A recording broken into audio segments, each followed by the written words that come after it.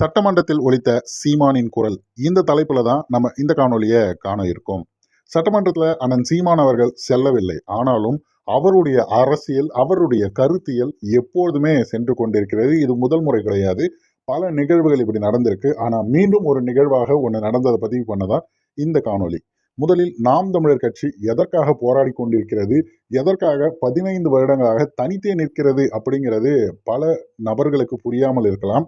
அவங்க அவங்களுடைய கொள்கையை சமரசம் பண்ணா, அவர்களுக்கு கிடைக்கக்கூடிய பணம்ங்கிறது மிகப்பெரிய அளவுக்கு கிடைக்கும். ஏன்னா 8.22% வாக்கு வச்சிருக்காங்க அப்படின்னா, அவர்கள் ஒரு இடத்துல ஒரு எம்.எல்.ஏவை தீர்மானிக்கிற அளவை விட கூடுதலாக ஒரு விஷயத்த அவங்க வச்சிருக்காங்க.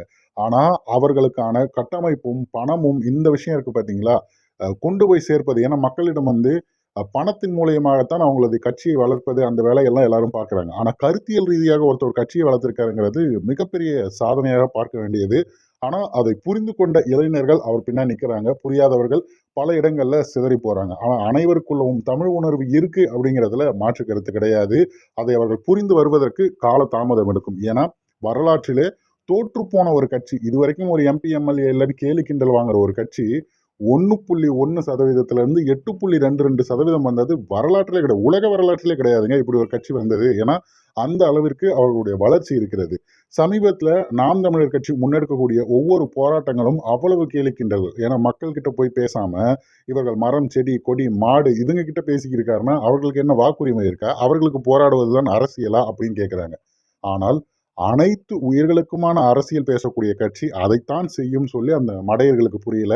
வெறும் மனிதனுக்கு மட்டும் பேசி என்ன பண்ண போறீங்க? மனிதன் உயிர் வாழ தேவை எதுவோ அது குறித்து பேசணும் இல்லையா? அப்படிங்கிறதுல தான் நாம் தமிழர் கட்சி உறுதியா நிக்கிறாங்க. அந்த வகையில சட்டமன்றத்துல அண்ணன் சீமான் அவர்களுடைய தமிழ் தேசியத்தின் மிக முக்கியமான விடயம் தமிழர்களுக்கு முன்னுரிமை, அதுவும் தமிழில் படிக்கக்கூடிய மாணவர்களுக்கு, தமிழ் வழி கல்வியில இருக்கக்கூடியவங்களுக்கு முன்னுரிமை அளிக்கணும் அப்படின்னு சொல்லிட்டு 2016லயே வெளியிட்ட அந்த விடயம் பார்த்தீங்கன்னா, இப்போ வரைக்கும் அந்த வரைவை எடுத்து வச்சுக்கிட்டு திமுக ஒண்ணா நிறைவேற்றி வர்றதுல, இப்ப சட்டமன்றத்துல இந்த விஷயத்த நிறைவேற்றியிருக்காங்க.